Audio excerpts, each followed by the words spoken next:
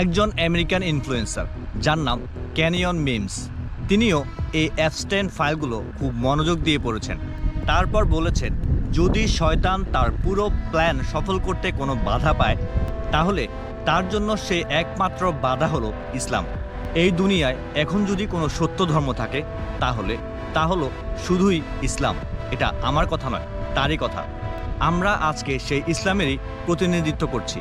রাসূলুল্লাহ সাল্লাল্লাহু আলাইহি সাল্লামের উম্মত হিসেবে আমরা আজ এই 2026 সালে দাঁড়িয়ে আছি। আমাদের ব্যবহার, লেনদেন আর মানুষের সাথে আচরণ এসবই দেখিয়ে দেয় আমরা আসলে কতটা মুসলিম।